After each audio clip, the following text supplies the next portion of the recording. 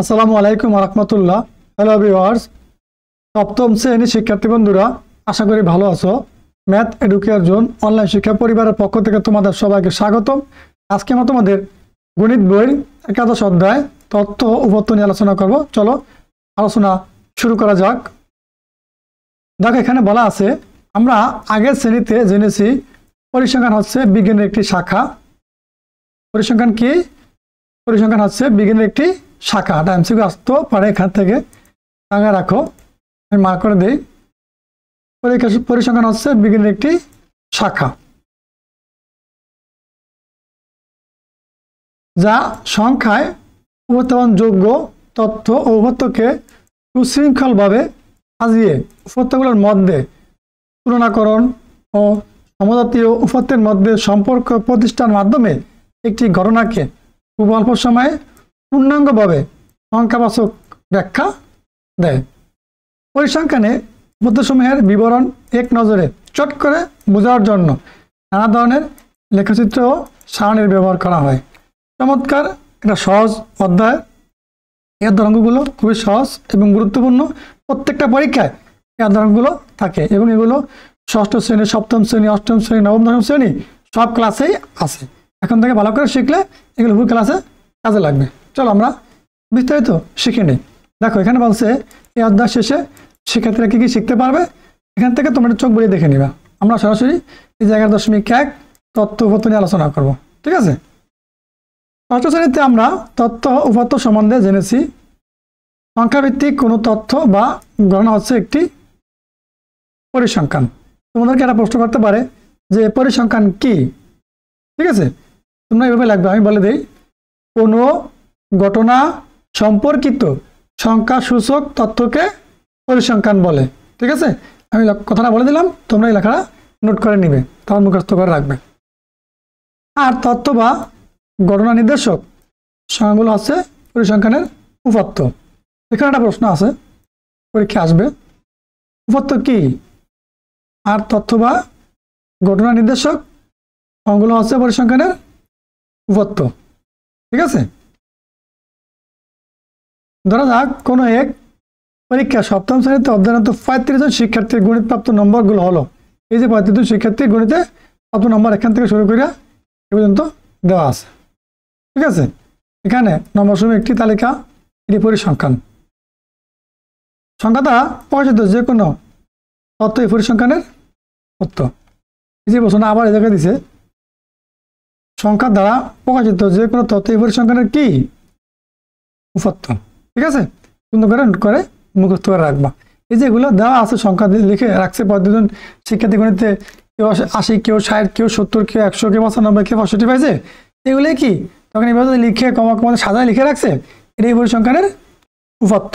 ঠিক আছে, দেখো 11.2 কি বলছে, পরিসংখ্যানের উপপাদ্য কয় প্রকার? দেখো, পরিসংখ্যানের উপপাদ্য দুই ধরনের হয়, যথা 1 নম্বরে প্রাথমিক উপপাদ্য বা প্রত্যক্ষ উপপাদ্য। প্রাথমিক উপপাদ্যের আরেকটা নাম প্রত্যক্ষ উপপাদ্য। 2 নম্বরে মাধ্যমিক উপপাদ্য বা পরোক্ষ উপপাদ্য। ঠিক আছে, এই যে দুইটার সংজ্ঞা আমরা এখন শিখে নিব। দেখো, প্রাথমিক উপপাদ্য কি এই সম্বন্ধে আমরা এখন বিস্তারিত জানব। পুরো গণিত কোনো এক পরীক্ষায় গণিতে প্রাপ্ত নম্বরগুলো প্রাথমিক উপপাদ্য। মানে কোনো না পরীক্ষা হয়েছে, পরীক্ষা কিছু নম্বর কে কত পাইছে এগুলো দেওয়া আছে, এগুলো কি প্রাথমিক উপপাদ্য। এর উপপাদ্য প্রয়োজন অনুযায়ী অনুসন্ধানকারী সরাসরি উৎস থেকে সংগ্রহ করতে পারে। সুতরাং উৎস থেকে সরাসরি যে উপপাদ্য সংগৃহীত হয় তাই হলো প্রাথমিক উপপাদ্য। প্রাথমিক উপপাদ্য কাকে বলে এখান থেকে পড়বা। উৎস থেকে সরাসরি যে উপপাদ্য সংগৃহীত হয় তাকে প্রাথমিক উপপাদ্য বলে। ঠিক আছে, যে উপপাদ্যগুলো উৎস থেকে সরাসরি সংগৃহীত হয় তাকে প্রাথমিক উপপাদ্য বা প্রত্যক্ষ উপপাদ্য বলে।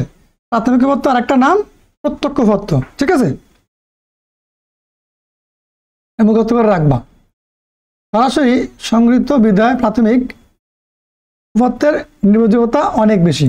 পরীক্ষায় প্রশ্ন আসবে যে কোন উপপাদ্যের নির্ভরযোগ্যতা অনেক বেশি? প্রাথমিক উপপাদ্যের বা প্রত্যক্ষ উপপাদ্যের নির্ভরযোগ্যতা অনেক বেশি। ঠিক আছে, তোমরা কিন্তু এই যে এই প্রশ্নটা এখান থেকে নোট করে রাখবা।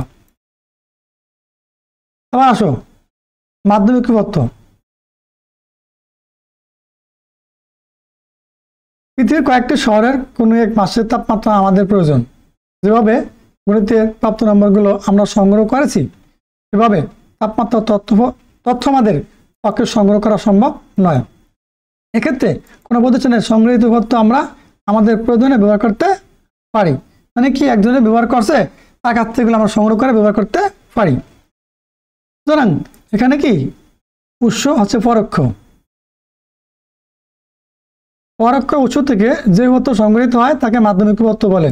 পরীক্ষায় প্রশ্ন আসবে যে মাধ্যমিক উপপাদ্য বা পরোক্ষ উপপাদ্য কাকে বলে।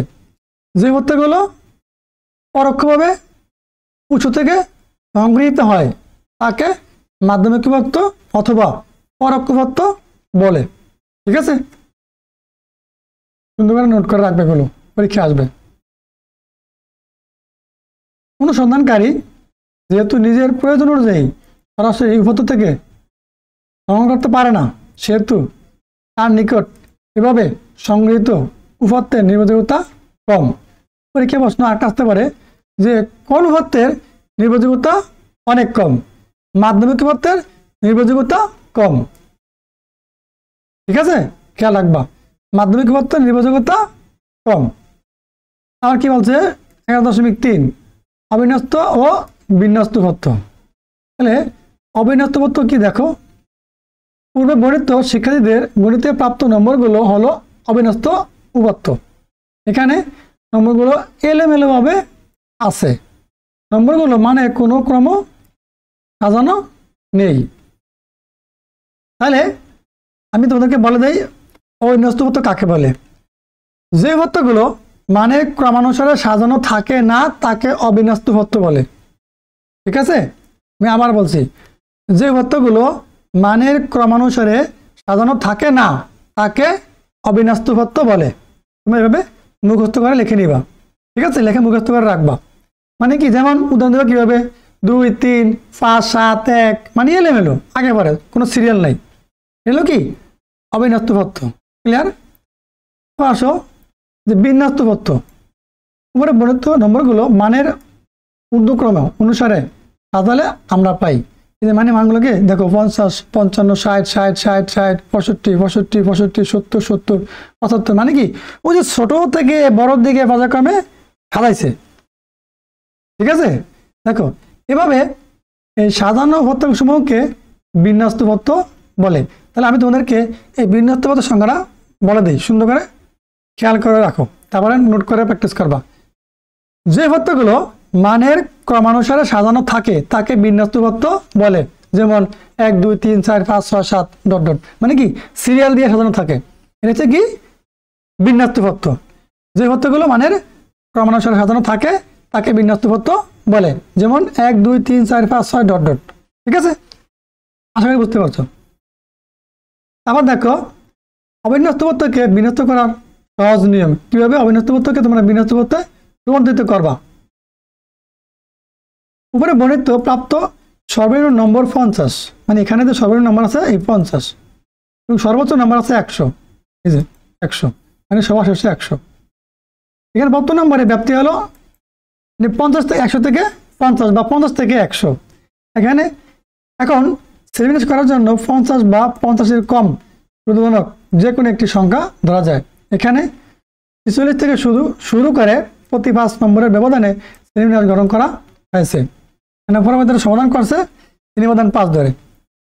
এক্ষেত্রে শ্রেণীব্যাপ্তি 5 উপপাদ্যের সংখ্যার উপর ভিত্তি করে প্রতিজনক ব্যবধান নিয়ে উপপাদ্যগুলোকে কতগুলো শ্রেণীতে সাধারণত বিভক্ত করার প্রক্রিয়াই শ্রেণীবিন্যাস। উপপাদ্যের সংখ্যার ভিত্তি করে শ্রেণী ব্যবধান সাধারণত সর্বনিম্ন 5 সর্বোচ্চ 15 নির্ধারণ করা হয়। মানে তুমি এই যে শ্রেণী ব্যবধান, যেটাকে আমরা বলি শ্রেণী ব্যবধানও বলতে পারি, শ্রেণী ব্যাপ্তিও বলতে পারি। ঠিক আছে, এই যেখানে বছর দেখো শ্রেণী ব্যবধান, শ্রেণী ব্যবধানও বলা যায় অথবা শ্রেণী ব্যাপ্তিও বলা যায়। 5 ধরতে পারো সর্বনিম্ন, অথবা সর্বোচ্চ 15 ধরতে পারো অথবা নির্ধারণ করতে পারো, একই কথা। শ্রেণীবিন্যাস শ্রেণী সংখ্যা অর্থাৎ সংখ্যা শ্রেণী নির্ধারণের জন্য নিচে সূত্র ব্যবহার করা হয়। দেখো আমরা এখন কিছু সূত্র শিখবো। সূত্র আসো দেখো, পরিসর, এটা সূত্র। পরিসর সমান সমান বৃহত্তম সংখ্যা মাইনাস প্রথম সংখ্যা যোগ 1, এটা মুখস্থ করে রাখবা। পরিসর নির্ণয়ের সূত্র এটা, ঠিক আছে? পরিসর সমান সমান বৃহত্তম সংখ্যা মাইনাস প্রথম সংখ্যা যোগ 1। আবার দেখো আর একটা সূত্র আছে, এটা হচ্ছে কি শ্রেণী সংখ্যা নির্ণয়ের সূত্র। শ্রেণী সংখ্যা সমান সমান এই যে বৃহত্তম সংখ্যা মাইনাস প্রথম সংখ্যা যোগ 1 ভাগ শ্রেণীব্যাপ্তি। এইটা কার সূত্র? এই যে বৃহত্তম সংখ্যা মাইনাস ক্ষুদ্র সংখ্যা যোগ 1 কার? এই পরিসরের সূত্র। তাহলে লিখবা শ্রেণীর সংখ্যা সমান সমান পরিসর ভাগ শ্রেণী ব্যাপ্তি, এটা সূত্র। শ্রেণীর সংখ্যা সমান সমান সূত্র কি? পরিসর উপরে নিচে শ্রেণী ব্যাপ্তি অথবা শ্রেণী ব্যবধান বসবে, ঠিক আছে? দেখো বাইক আসছে কিভাবে, এরকম করার ভিতরে এই যে বৃহত্তম সংখ্যা লাগছে কি এনে, এই যে বৃহত্তম সংখ্যা থেকে লাগছে 100। এই যে খেয়াল করো, এই যে বৃহত্তম সংখ্যা আছে না, এটা পরিবর্তে লাগছে 100। আবার এই মাইনাস চিহ্ন আছে না, এই মাইনাসটা বসাই দিয়েছে। আবার এই ক্ষুদ্র সংখ্যা কত অঙ্ক করার ভিতরে পেলাম 50 বসাই দিয়েছে, যোগ এই 1 দিয়ে বসাই দিয়েছে। হ্যাঁ, যোগ 1, ঠিক আছে? পাক বলছিলাম শ্রেণী ব্যাপ্তি তুমি যা ধরো তা লিখবা। যদি শ্রেণী ব্যাপ্তি তুমি 5 ধরো তাহলে এখানে লিখবা 5, তুমি যদি 7 ধরো এখানে লিখবা 7, যা লেখো তুমি অঙ্কটা করার সুবিধার্থে এই শ্রেণী সংখ্যা আগে লিখতে পারো। ধরে শ্রেণী ব্যাপ্তি 5, তাহলে এখানে 5 লিখবা। এই যে শ্রেণী ব্যাপ্তি কি 5, তাহলে এই যে 100 থেকে 50 গেলে থাকে 50, আর 1 যোগ করলে 51, ভাগ করা 5 দ্বারা। দেখো 51কে 5 দ্বারা ভাগ করা আছে 10.2, ক্যালকুলেটর ভাগ করবা 10.2। খেয়াল করো এই 10.2 এটা পূর্ণ সংখ্যা না, এটা ভগ্নাংশ সংখ্যা। শ্রেণীর সংখ্যা কখনো ভগ্নাংশ হয় না, শ্রেণীর সংখ্যা সবসময় পূর্ণ সংখ্যায় লিখতে হয়। এই জন্য 10-এর পরবর্তী পূর্ণ সংখ্যা কত? 10-এর পরবর্তী পূর্ণ সংখ্যা হচ্ছে 11। এই জন্য কি 10.2 মানে 10-এর পরে 10.20 আর কি, 2 মানে 20। 10-এর পরবর্তী পূর্ণ সংখ্যা কত? 11। শ্রেণীর সংখ্যা হইব 11টা, মানে 11টা ঘর করতে হবে, ঠিক আছে? শ্রেণীর সংখ্যা দশমিক ভগ্নাংশ হলে পরবর্তী পূর্ণ সংখ্যাটিকে শ্রেণীর সংখ্যা হিসেবে বিবেচনা করা হয়। এই যে 10.2 এটা দশমিক ভগ্নাংশ হয়েছে, পরবর্তী পূর্ণ সংখ্যা কত? 10-এর পরে 11। এই যে পরবর্তী পূর্ণ সংখ্যাটিকে শ্রেণীর সংখ্যা হিসেবে বিবেচনা করা হয়। সুতরাং বিজুলি থেকে আরম্ভ করে এটি লাগবে না, এগুলো তুমি রিডিং করার জন্য বুঝে নিতে পারো কীভাবে করছে, এগুলো দেখানোর জন্য আর কিছু না। এই যে এই শ্রেণী ব্যবধান অথবা শ্রেণী ব্যাপ্তি যেখানে লিখলে হবে, এই 5 এর দেখানোর প্রয়োজন নাই, আমরা ওখানে উপরে বলবোই। ওরা কি এখানে ট্যালি চিহ্ন, এখানে কি যে গণসংখ্যা অথবা গড়ন সংখ্যা বা শিক্ষার্থীর সংখ্যা, যে কোনো একটা রাখলেই হবে, ঠিক আছে?